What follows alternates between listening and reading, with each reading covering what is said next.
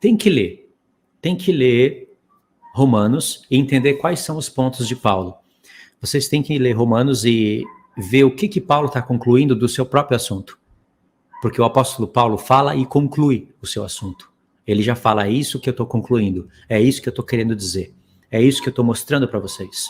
O apóstolo Paulo, quando ele escreve a sua carta aos Romanos, ele já tem experiência dos ataques em Gálatas. Ele escreveu Gálatas primeiro, e ali os escritos dele eram constantemente atacados, o ensino dele era totalmente contrariado. Então, ele foi pegando experiência, e ele se aproveitou das brechas que os judeus abriram para poder pregar o evangelho. Só que é ruim, né? Você vai numa igreja, prega a palavra, ou num local, né? A igreja dos Gálatas ficava lá.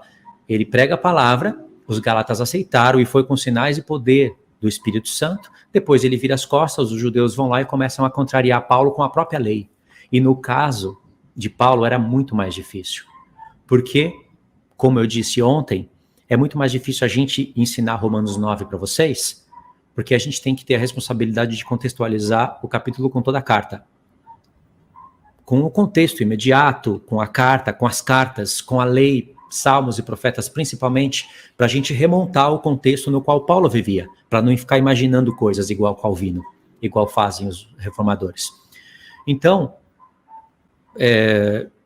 assim como os reformadores hoje não têm essa capacidade e nem esse interesse, acontecia a mesma coisa no tempo de Paulo.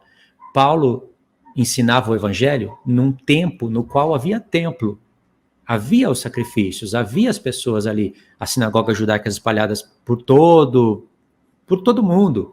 Em todos os lugares tinha sinagoga. Moisés era pregado, não Cristo. E em todas as sinagogas tinham gentios. Se vocês lerem Atos 14, 15, 16, 17, 18, vocês vão perceber que quando Paulo e Barnabé entravam nas sinagogas, uma multidão de gentios criam. E isso ia trazendo ciúme nos judeus. E aí Deus ia cumprindo uma promessa que ele lançou lá no livro da lei e que Paulo explica em Romanos. Que é a promessa de endurecer o coração do povo por causa da sua rebeldia e de colocar eles em ciúme com um povo que não era povo. Então Deus colocava todo tipo de ciúme neles. E então eles queriam contrariar Paulo. E Paulo tinha essa certa experiência de Gálatas. Quando ele foi escrever Romanos, ele já aumentou o ensino e vocês podem perceber que tem um padrão estabelecido na carta. Olha só, antes mesmo de ler, tem que explicar isso para vocês e vocês podem reconhecer esse padrão.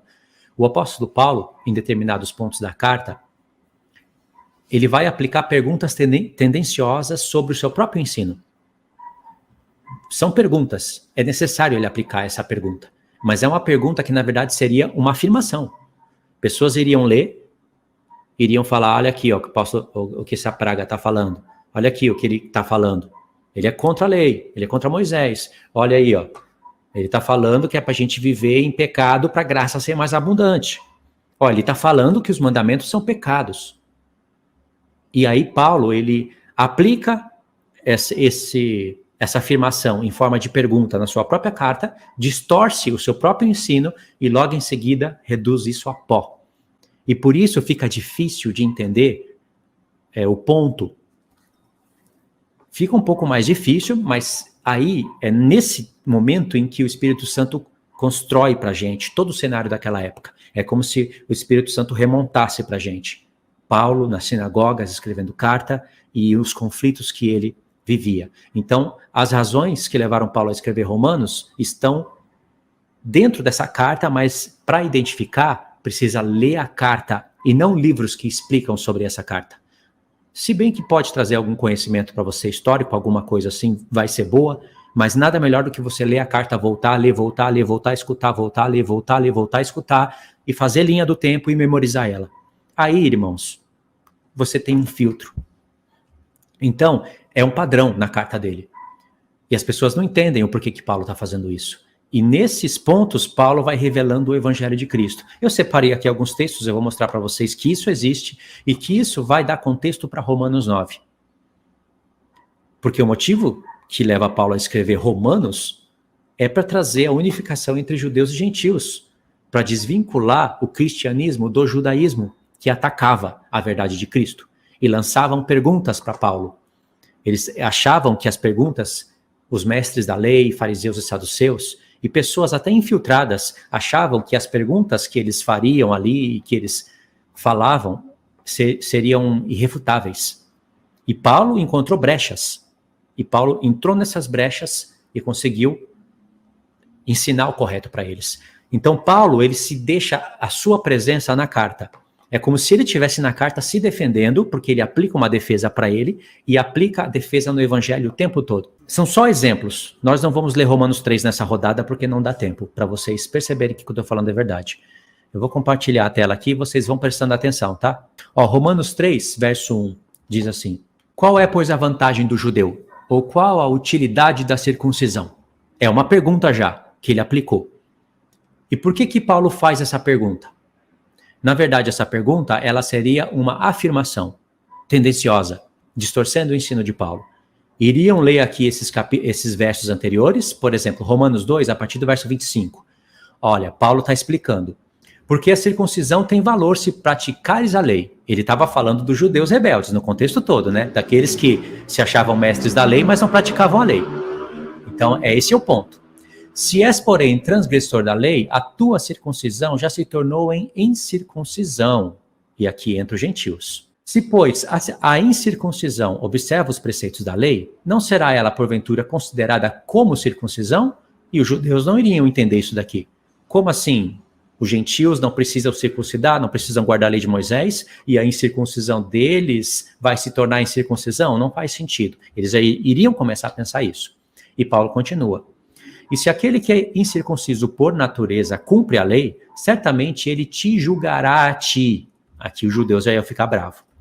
Que não obstante a letra e a circuncisão, és transgressor da lei. Paulo está dizendo, olha só, vocês são circuncidados, mas são transgressores da lei. E os gentios que não estão debaixo de circuncisão, se praticam a lei, Deus vai considerar eles circuncidados, e ainda eles podem julgar vocês. Aí no verso 28, diz... Porque não é judeu quem o é apenas exteriormente, nem circuncisão, que é somente na carne, porém judeu é aquele que é interiormente. E circuncisão é aqui no coração, pelo espírito, né? Aqui está no espírito, mas a palavra pode ser pelo espírito no grego. Não segundo a letra. Aqui, por que Paulo fala isso? Não segundo a letra. Porque se for só a letra, ela gera morte. Deus não falava coisas somente por letras literais. Eles tinham que entender o sentido do espírito por detrás das letras. Entendeu? E cujo louvor não procede dos homens, mas de Deus. Ok. Vamos supor que agora eu sou um gentil. Não, eu sou um judeu. E eu não entendo as questões da nova aliança. E eu quero torcer o ensino de Paulo. Eu iria ler esses pontos, iria falar, olha só, ele disse que um gentil vai julgar a gente. Ele diz que um gentil incircunciso que não guarda a lei de Moisés vai ser reputado como circuncisão. E a gente que é incircunciso não está valendo nada. Sabe o que ele está falando? Que não tem utilidade nenhuma ser judeu, circuncisão. Aí, tá vendo? Ele é contra a lei. Aí Paulo, logo no capítulo 3, fala, qual é a vantagem do judeu? Ou qual a utilidade da circuncisão? Paulo transformou isso em pergunta.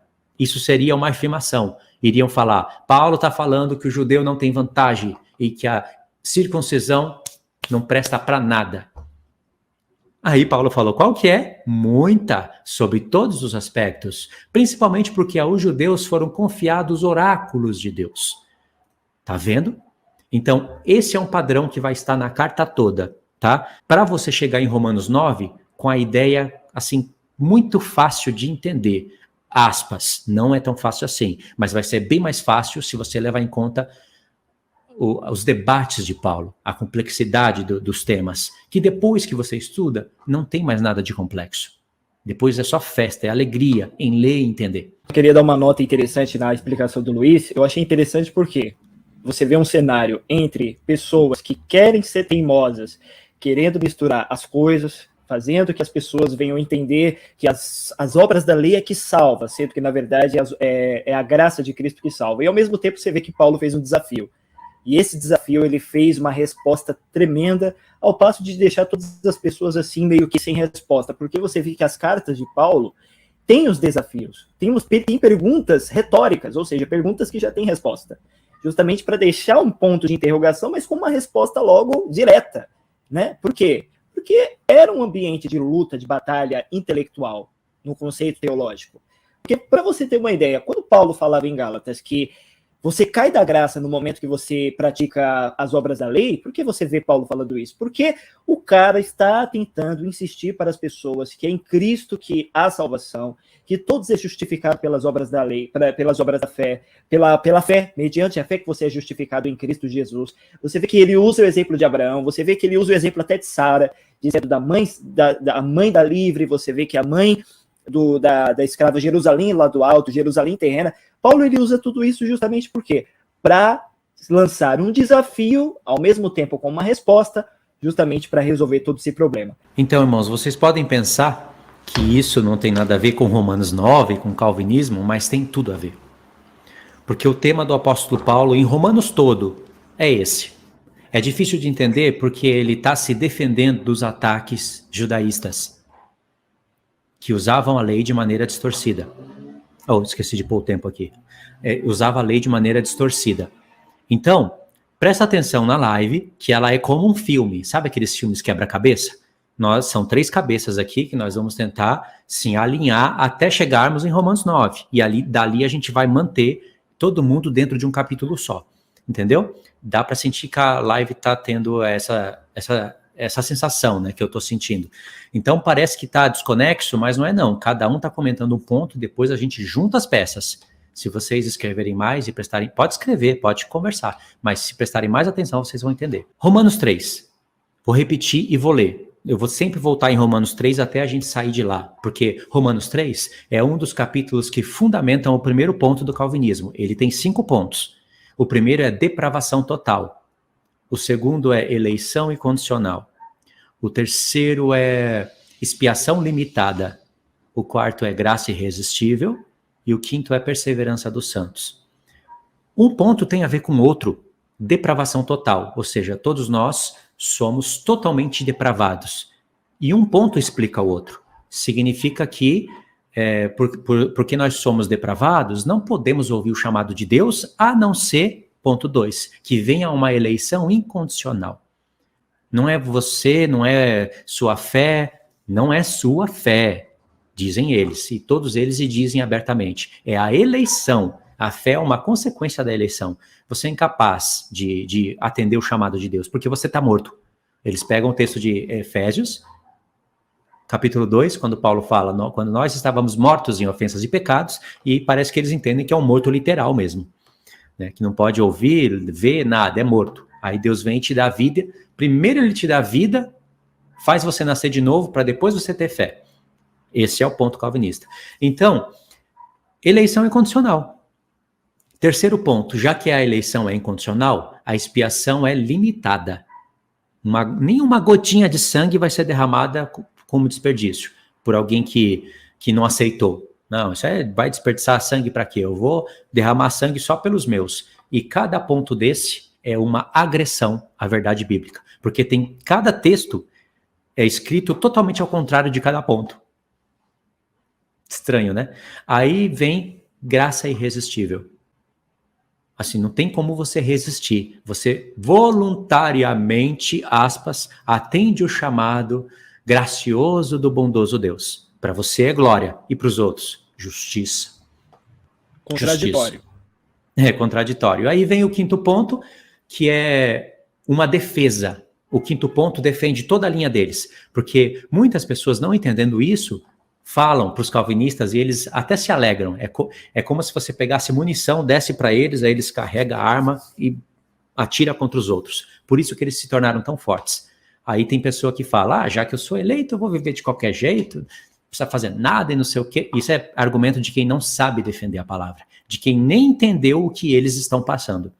Aí eles falam, tá vendo, não entende as institutas de Calvino, as institutas da religião cristã, não entende os livros de Calvino. Perseverança dos santos, meu amigo, você tem que perseverar, Deus vai te ajudar, vai ter dificuldade, mas o eleito não perde a salvação.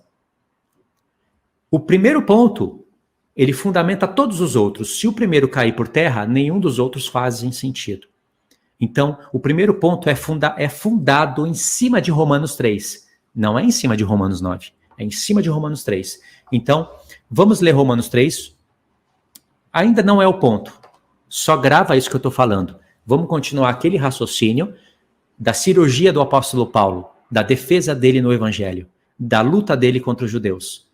Entendeu? Ele deixando a sua presença na carta e antes mesmo que venha a pergunta, ele já deixa a resposta. Vamos provar esse raciocínio, depois a gente volta em Romanos 3 para ver aonde os calvinistas fundaram a depravação total. Ou seja, ali, quem usar a cabeça acaba com o calvinismo. Não tem como resistir isso. Então vamos voltar aqui, Romanos 3. A gente pode ler do 1 ao 8, eu vou ler do 1 ao 8 bem rápido, tá bom? E vou costurando aí o raciocínio com os irmãos. Então, Paulo vai mostrar como ele era caluniado, e o evangelho de Cristo estava sendo blasfemado, e Paulo ainda aplica uma condenação para esses. Ou seja, não faltou nenhum fruto do Espírito Santo quando Paulo falou o que falou, mas a gente não sabe disso. Fica sabendo hoje. Olha só, qual é, pois, a vantagem do judeu? Ou qual a utilidade da circuncisão? Aí Paulo fala aqui, muita, sobre todos os aspectos, principalmente porque os judeus foram confiados os oráculos de Deus. E daí? Se alguns não creram, a incredulidade deles virá a desfazer a fidelidade de Deus? Outra pergunta, aquele tipo de pergunta, né? Aí Paulo fala, de maneira nenhuma, seja Deus verdadeiro e mentiroso todo homem, segundo está escrito. Aí Paulo vai falar o que está escrito. Olha só, para seres julgados nas tuas palavras e venha a vencer quando fores julgado. Aí eu pergunto, quem é que pode entender esse texto aqui? Se você não for ler o Salmo, você não entende o que Paulo está falando. Paulo está falando aqui que no tribunal, Deus vai se permitir ser questionado. E ele vai vencer quando ele for questionado. Pode ler lá o Salmo, depois vocês vão entender isso. E aí vocês vão entender o porquê que Paulo está falando isso. Vai haver um tribunal para Deus se permitir ser questionado. Mas Deus vai provar pela justiça, não essa justiça calvinista, essa tirania, mas pela justiça da verdade, que ele é justo. Então vamos seguir, verso 5. Mas se a nossa injustiça traz a lume a justiça de Deus, que diremos? Porventura será Deus injusto por aplicar a sua ira? Falo como homem.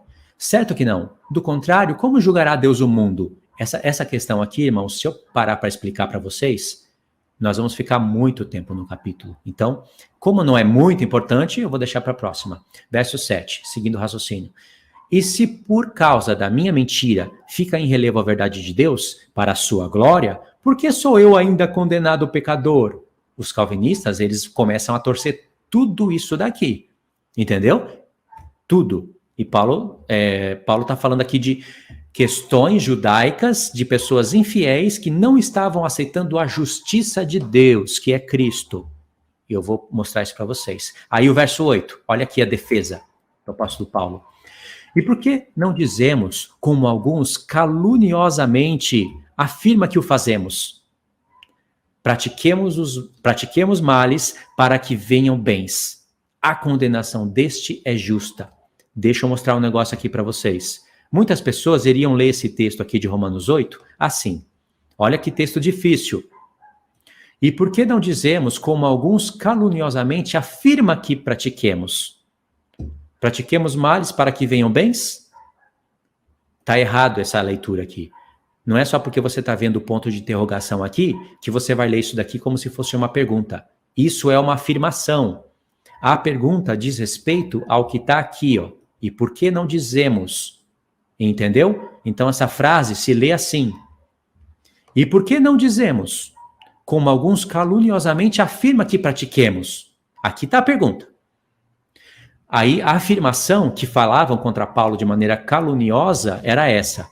Pratiquemos males para que venham bens. A condenação destes é justa. O que Paulo está falando aqui? É mais ou menos o que acontece, por exemplo, agora a gente pode ir em Romanos 6, verso 1. Presta atenção nisso. Que diremos, pois? Outra pergunta de Paulo. Permaneceremos no pecado para que seja graça mais abundante? De modo nenhum. Irmãos, por que o apóstolo Paulo falou isso? Agora vamos voltar um pouquinho, porque isso daqui que eu acabei de mostrar para vocês, isso daqui não seria uma pergunta, isso seria uma afirmação tendenciosa. Paulo que fez isso virar uma pergunta, ele distorceu o próprio ensino. Olha aqui, Romanos 5, a partir do verso 20. Pode ser aqui, a partir do verso 20, presta atenção. Sobreveio a lei para que avultasse a ofensa. Aqui o judeu já ficou com cara feia. A lei está fazendo a ofensa ficar maior. Parece que a lei que é a culpada, né? Mas Paulo não está dizendo isso. Aí Paulo diz, mas aonde abundou o pecado, superabundou a graça. A fim de que, como o pecado reinou pela morte, assim também reinasse a graça pela justiça para a vida eterna, mediante Jesus Cristo, nosso Senhor. Aí os judeus iriam falar, aí, vamos supor que não existe isso daqui, ó. Não existe isso. Aí os judeus iriam falar, olha aqui que o apóstolo Paulo está falando, a lei faz o pecado ficar, a ofensa ficar maior, e aonde abundou o pecado, superabundou a graça. Ou seja, então, vamos permanecer no pecado para a graça ser mais abundante. É isso que esse canalha está ensinando. Aí Paulo fala, que diremos? Vamos concluir o quê? Vamos permanecer no pecado para que a graça seja abundante? Aqui, ó, Paulo distorceu o seu próprio ensino. E logo em seguida ele vai jogar tudo por terra. A mesma coisa vai acontecer no verso 14. No verso 14 do mesmo contexto. Presta atenção. Porque o pecado não terá domínio sobre vós, pois não estáis debaixo da lei, e sim da graça. A lei que Paulo está falando aqui não são os 10 mandamentos. De maneira nenhuma. São as obras da lei, onde elas testemunham o pecado do povo. A graça de Cristo não anula os 10 mandamentos. Mas os judeus não iriam entender nada disso, porque eles não conheciam os testemunhos do tabernáculo e iriam distorcer o ensino de Paulo. Aí, ó, aqui de novo, verso 15. E daí? Havemos de pecar porque não estamos debaixo da lei e sim da graça? De modo nenhum. Aí ele joga por terra, de novo, o ensino que iriam distorcer dele. Iriam concluir isso daqui, ó. Está no verso 14. Né? Mas não era isso que Paulo estava querendo dizer. A mesma coisa acontece em Romanos 7. E eu já estou em 12 minutos, irmão, pelo amor de Deus. Ó, Romanos 7, verso 7, diz assim. Que diremos, pois? É a lei pecado? De modo nenhum. Está vendo o padrão estabelecido na carta? Por que Paulo fala assim sobre o seu próprio ensino? Por que ele está falando? Que diremos, pois, é a lei pecado? Porque pessoas iriam afirmar que Paulo estava dizendo que a lei era pecado. Olha aí, ó. Romanos 7, verso 4. Assim, meus irmãos, também vós morrestes relativamente à lei, ou seja, morrestes para a lei, por meio do corpo de Cristo, para pertencerdes a outro, a saber, aquele que ressuscitou dentre os mortos, a fim de que frutifiquemos para Deus. Porque quando vivíamos segundo a carne, as paixões pecaminosas, postas em realce pela lei, operavam em nossos membros, a fim de que frutifiquemos para a morte. Agora, porém, libertados da lei, não dos 10 mandamentos, mas da lei da antiga aliança. Estamos mortos para aquilo a que estávamos sujeitos, de modo que servimos em novidade de espírito e não na caducidade da letra. Tá vendo, ó? Caducidade da letra. Isso daqui coincide com aquele texto que Paulo fala. A letra mata, mas o espírito vivifica. Lembra que Paulo fala em Romanos 2? Ele fala sobre a letra, não fala? Vocês são circuncidados não conforme a letra, mas pelo espírito. Caducidade da letra, irmãos, é a pessoa não entender o que a lei e os profetas num todo estava dizendo. Ou seja, coisas caducas, eles não entendem, eles só fazem e fazem errado. Mas Paulo somou a lei com os profetas e entendeu. Em Romanos 7, Paulo falou que nós estamos mortos para a lei, livres da lei, que a lei realça as paixões da carne. Se Paulo não escreve ali, que diremos, pois, é a lei pecado? Iriam falar, vamos supor que não tem isso.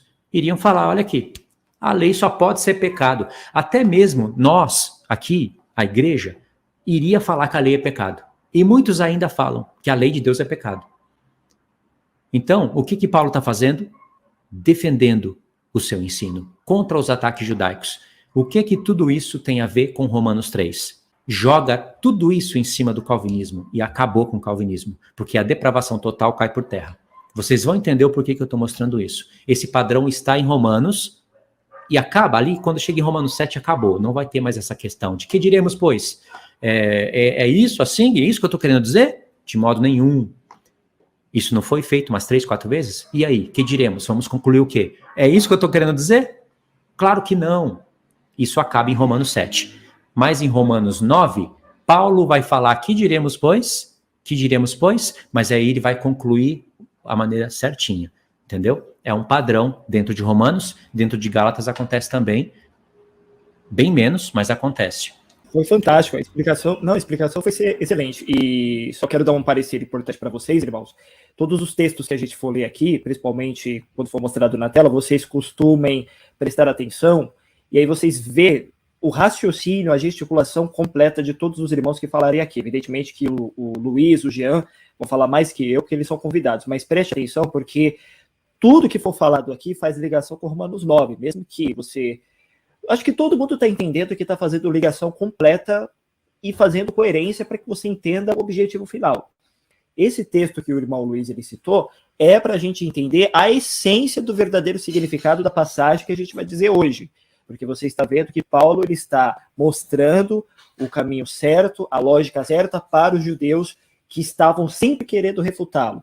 Principalmente na questão... porque ele sabia que Paulo antes era um tremendo cara dedicado à lei, que sem mais sem menos abraçou um Cristo que eles rejeitavam, entendeu? Então Paulo sempre usava as escrituras para defender a sua crença em Cristo e para provar que de fato o evangelho ele tinha total sentido. Então todos os textos que a gente mostrar aqui, os irmãos prestem bastante atenção. Retomando o pensamento de que um dos 5 pontos do calvinismo, que é o primeiro, que sustenta todos os outros 4, que é a depravação total, é fundado em cima de Romanos 3, veja agora no que muitas pessoas quiseram acreditar, quiseram depositar a sua fé. Vocês podem, depois dessa live, em qualquer estudo no YouTube, coloca lá Romanos 3, os 5 pontos do calvinismo, e eles vão fundamentar a depravação total através desse capítulo, dessa leitura que eu vou fazer para vocês. Especialmente os debates. Sim, especialmente os debates, que eu já assisti vários. Então, olha aqui, os calvinistas basicamente vão começar a ler Romanos 3 a partir do verso 9, porque os versos anteriores eles não entendem. E aí Paulo fala que se conclui, olha só, o que se conclui, o apóstolo Paulo já está dizendo que ele está concluindo coisas que ele falou antes. Verso 9, o que se conclui... Antes de ler, vamos para o verso 28. Verso 28, o que está escrito aqui, irmãos, no verso 28? Concluímos, pois. Está vendo que tem 2 conclusões do apóstolo Paulo? Então presta atenção no que o apóstolo Paulo está concluindo. E depois olhem o que o Augusto Nicodemos ou qualquer outro, Hernandes Dias Lopes e aqueles nomes que a gente sempre cita, os reformadores, prestem atenção no que eles concluem. Então vamos lá. Que se conclui, que Paulo está falando ali, né, das pessoas que torciam o ensino dele, e que há vantagem, sim, sobre o judeu. O judeu tem uma vantagem porque ele é guardião da lei. O judeu, ele recebeu a lei da circuncisão e através disso vem toda a palavra para todo mundo. Entendeu? Mas Paulo fala, o que se conclui? Agora ele não quer deixar os judeus se engrandecerem, porque muitos judeus poderiam se engrandecer. Mas olha o que Paulo fala. Temos nós qualquer vantagem? Não, de forma alguma, pois já temos demonstrado que todos, tanto judeus como gregos, estão debaixo do pecado. Esse é o tema. Paulo quer provar que todos estão debaixo do pecado. Não tem judeu que se achava eleito, porque Deus falou que eles eram eleitos, né? E que por serem descendência de Abraão, eram eleitos e salvos. Não tem isso. Veio Cristo, e a própria lei testemunha que todos estavam debaixo do pecado. A lei testemunhava isso. O sacrifício pelos pecados, irmãos, pelo amor de Deus, vamos à cabeça. Sacrifício pelos pecados. Ou seja, enquanto houver leis escritas em tábuas de pedra e não nas tábuas do coração, haveria necessidade de sacrifício pelos pecados. Aí veio Cristo para fazer essa mudança. Aí Paulo fala, como está escrito, agora olha o ponto de Paulo, não há justo, nenhum sequer. Não há quem entenda, não há quem busque a Deus. todos se extraviaram, a uma se fizeram inúteis. Daqui vai surgindo o tema depravação total, na cabeça dos calvinistas. Não há quem faça o bem, não há um sequer. Olha aí, a garganta deles é sepulcro aberto, ou seja, sua garganta é um sepulcro aberto. Com a língua urdem engano, veneno de víbora está nos seus lábios. A boca eles a têm cheia de maldição e de amargura. Os seus pés são velozes para derramar o sangue. Isso é verdade? Claro que não. Entre nós não é verdade. Eu nunca derramei sangue. Pera aí. Ué, como assim? Pode subir um pouquinho ali, irmão? Porque eu quero fazer um comentário bem breve. Desculpa te cortar aqui. Ali a partir do... Aí, verso 10, ó. Não há um justo sequer. Tá, acho que até o verso 12, isso, ó. Não há quem entenda, não há quem busque a Deus. Todos se extraviaram. A uma se fizeram inúteis. Não há quem o faça o bem. Não há nenhum sequer. Vocês já viram algum calvinista contextualizado aqui para baixo? Muito poucos, né? A maioria para aí. É assim como eles fazem naqueles versículos que eu li. A partir do versículo 13, você vê as obras dos ímpios. Obras voluntárias, né? A gente não vê Deus forçando eles a cometerem essas coisas do versículo 13 para baixo. O próprio John Piper, ele pega Romanos 9, 11 ao 12, e acabou. É isso a explicação dele. E o resto? E o resto do contexto? Aí o irmão Luiz vai continuar raciocínio. Pode baixar um pouquinho lá, irmão, por favor? Aí que começa a ficar estranho, né? Porque ele fala eles. Deles e eles. Ué, não é todo mundo? Mas ele está direcionando alguém. Mas não é todo mundo? Sim. Certamente que não. Então pode continuar, irmão. Desculpa te cortar aí. Beleza, não tem problema não. Aí diz assim, nos seus caminhos há destruição e miséria. Pode ver, irmãos, que onde tem cruz, aqui, ó, é tudo referência bíblica. Paulo não está inventando isso da cabeça dele. Ele está pegando vários profetas, salmos, até textos da lei. Olha só, quantas referências, só aqui nesse espaço. E ele está dizendo isso daqui. Agora pergunto para vocês, todos esses escritos que Paulo está citando aqui, essas frases, não se originou na carta dele. São textos de Isaías, de não sei quem, de Isaías, de não sei quem, e foram escritos por pessoas justas. Os profetas são justos, Daniel é justo, Davi é justo, Salomão viveu uma vida justa depois que ele se corrompeu, mas Deus teve misericórdia dele. Tem pessoas antes de Cristo que Deus chama de justa, está escrito no Novo Testamento. E aí, mas veja qual que é o ponto de Paulo. Não há temor de Deus diante de seus olhos. Olha o verso 19. Ora, sabemos que tudo que a lei, é a lei, mas que lei é essa? É a lei, os salmos e os profetas, é Torá, é instrução. Eu sei que tem a lei de Moisés, o livro da lei, mas Jesus também chama os profetas de Torá. É Torá dos profetas, tudo que a lei diz aos que vivem na lei. O diz para que se cale toda a boca e todo mundo seja culpável diante de Deus. Visto que ninguém, olha só, aqui uma breve conclusão, visto que ninguém será justificado diante dele por obras da lei, irmãos. Aqui, questões da antiga aliança, em razão de que pela lei vem o pleno conhecimento do pecado. Aí no verso 21, Paulo vai aprofundar o ensino, e é difícil de entender isso daqui, eu vou passar bem rápido mesmo, mas agora, sem lei, da antiga aliança. Paulo não vai ficar aqui falando todos os detalhes, irmãos, mas tem que entender que a antiga aliança é uma lei, a nova aliança é uma lei, os profetas é uma Torá, mas presta atenção, olha, mas agora sem lei, ou seja, sem sacrifício pelos pecados, sem sangue de animais, sem todas essas coisas, se manifestou a justiça de Deus, testemunhada pela lei. Ela se manifestou, a justiça de Deus, não por aquelas coisas, mas aquelas coisas testemunhavam. Testemunho. E pelos profetas. Justiça de Deus mediante a fé em Cristo Jesus, para que todos, e sobre todos, os que creem, porque não há distinção. Não há distinção. Os judeus achavam que tinha, que eles eram os eleitos, os favoritos. Mas Paulo fala, não há distinção, pois todos pecaram e carecem da glória de Deus. Aqui, ó, destituídos estão da glória de Deus, é a melhor tradução. Sendo justificados gratuitamente por sua graça, mediante a redenção que há em Jesus Cristo. Presta atenção. Verso 25. É demorado aqui, irmãos, mas é necessário, essa parte é chata. A quem Deus... Chata sim, chata de explicar, mas é maravilhosa.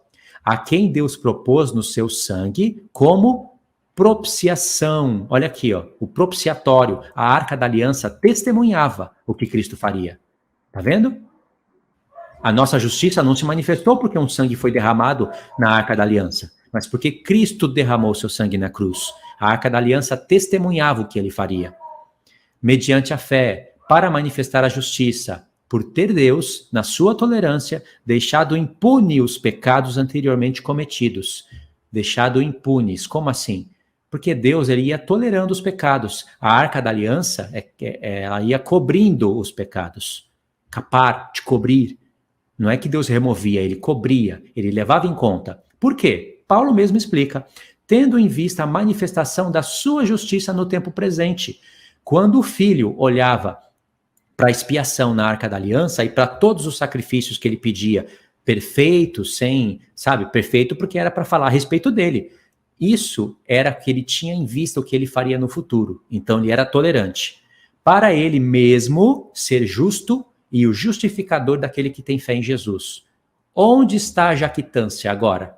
Pergunto para vocês. Onde que está a jactância, o motivo de se gloriar? Foi excluído. Por que lei? Das obras? Ou seja, da primeira aliança? Não. Pelo contrário, pela lei da fé, que é testemunhada na antiga aliança, mas a fé é a respeito de Cristo. Agora veja, irmãos, de tudo que Paulo falou, o que Paulo está concluindo? Concluímos, pois, aspas, concluímos que o homem é totalmente depravado e não pode ouvir o chamado de Deus, por isso nós temos o segundo ponto, que é a eleição incondicional. Ninguém pode ouvir o chamado de Deus, e por isso nós temos a expiação limitada. É isso que Paulo está dizendo? É isso que ele está concluindo? Não, isso é o que esses depravados concluem. Paulo, quando leu todos aqueles textos, disse, concluímos, pois, que o homem é justificado pela fé, independente de obras da lei. Aí, irmãos, acabou. Pega o primeiro ponto de depravação total e joga na lata do lixo. Não tem aqui o que falar. Não tem, ninguém pode se defender disso. Paulo está concluindo o que ele está querendo dizer. Paulo falou de depravação total? Que é todo mundo depravado? Não. Os profetas escreveram aqueles textos. Profetas eram justos. Cornélio foi achado justo por Deus. Precisava ouvir a palavra da salvação porque veio Cristo. Mas ele era considerado justo. Está escrito. E aquela mulher que fazia púrpura, a Lídia? Deus abriu o coração dela para ouvir o que Paulo iria falar, porque veio Cristo. Ela não poderia agora ficar confiando nas questões da lei, porque veio Cristo, mas diz lá que ela era justa. Como ela vai ser justa sem Cristo? Quem é o calvinista que pode explicar isso? Eles erram, eles acham que Deus, na antiga aliança, e não só eles, hein? Isso muitos acham, que Deus deu uma lei pesada para o povo. Olha, até calvinista, até pessoas que não são calvinistas falam isso, e é totalmente errado.